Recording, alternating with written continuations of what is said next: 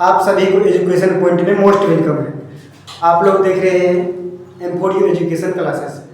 आज जो है हम लोग क्लास 10th का मैथ देखेंगे, एक्सरसाइज 1.2 देखेंगे। इससे पहले जो है 1.1 देख चुके हैं। देखिए पहला क्वेश्चन क्या है। पहला क्वेश्चन है कि निम्नलिखित संख्याओं का अभाज्य गुणनखंडों के गुणनफल के रूप में व्यक्त कीजिए। जैसे कि एक का क्वेश्चन है, एक्सरसाइज हो गया आपका 1.2। इसका पहला नंबर का फर्स्ट क्वेश्चन है 140 का क्या करना है, अभाज्य गुणनखंड। ये आसान है, बहुत आसान है, चुटकियों में बना दीजिएगा।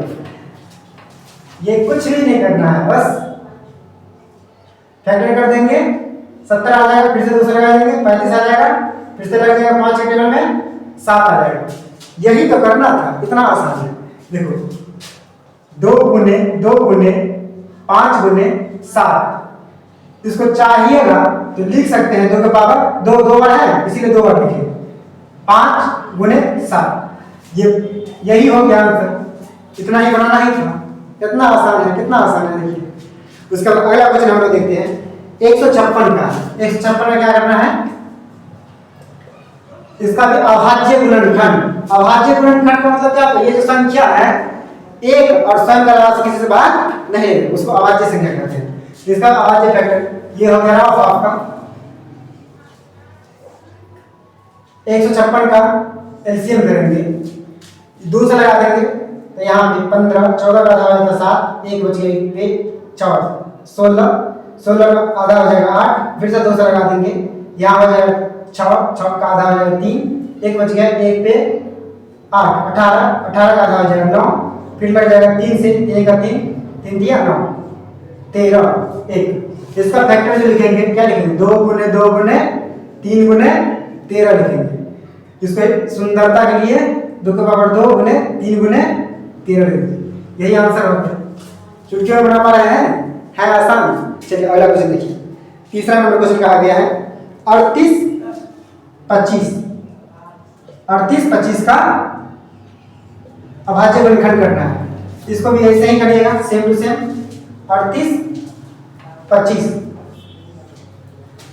ये लगाएंगे 5 से लगा देंगे, 5 से लग जाएगा, 3 से लग जाएगा, 3 से ट्राई कर लेते हैं। देखिए 3 से करेंगे, 3 से एक टाइम में 3 1 जा 3, उसका 3 2 जा 6। इसको ऐसे डिवाइड बनाया जाता है, ठीक है।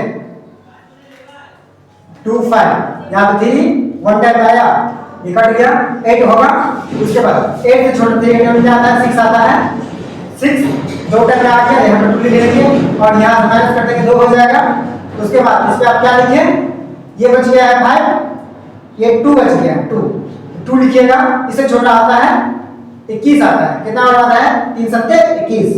उसके बाद माइनस कर दीजिएगा, यहाँ पे 1 हो जाएगा, कट गया 15, 3 के टेबल में 15 आता है, 5 टाइम में कितना हो गया 1275।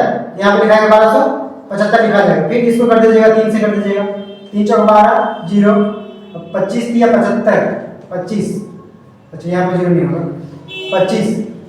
उसके बाद फिर किससे लगाएगा, 3 के टेबल से आप नहीं लगेगा।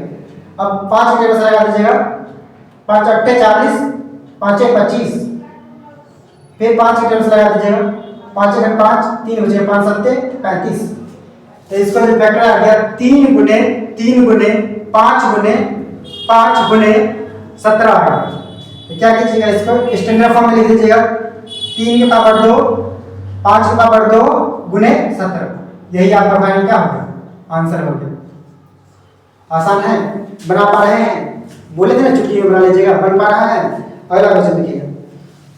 अगला क्वेश्चन कहा गया है, चौथा नंबर क्वेश्चन हो जाएगा 5 0 0 5। इसका क्या करना है, अभाज्य गुणनखंड करना है।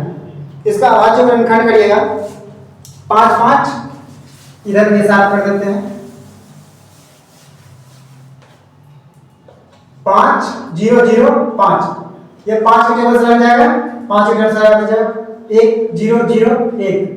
अब किसके टेबल से लगेगा, अब 3 के टेबल से लगाइए, 3 के टेबल से लगाते हैं तो 3 3 9, 3 के टेबल से लग जाएगा, नहीं लगेगा 7 के टेबल से लगा दीजिएगा, 7 से डिवाइड कर देते हैं 0 0 1। तो 7 3 7 1 7 एक बार आ गया फिर 3 में ये 0 हो जाएगा 30, 30 से छोटा 7 में 28 आता है, माइनस कर देंगे 2 हो जाएगा 21, 7 तिया 21, 7 चौक 28, 7 तिया 21, कट जाएगा 143,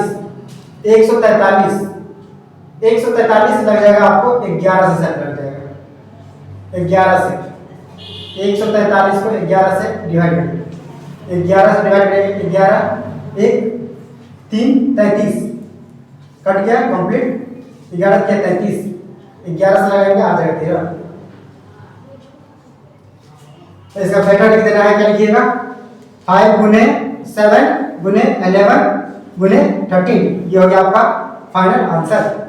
अब एक आखिरी क्वेश्चन बच गया है फर्स्ट का, आखिरी क्वेश्चन आपका क्या है 74 29, 74 29, इसका फैक्टर कर लेंगे, इसका फैक्टर थोड़ा प्रैक्टिस सब करनी चाहिए, ठीक है, क्योंकि बड़ा बड़ा डिजिट रहता है, बड़ा बड़ा डिजिट का फैक्टर तोड़ने में कौन सा टेबल यूज करें ना करें जल्दी नहीं लगते रहता है ये मैं, इसीलिए पहले से अगर आप करके रखे रहते हैं थोड़ा आसान हो जाता है। इसका फैक्टर ऐसे हो जाएगा 17 हो जाएगा, 19 हो जाएगा और 23 हो जाएगा, ये इसका आंसर होगा, ठीक है, इसी तरीके से कर लीजिएगा। बाय।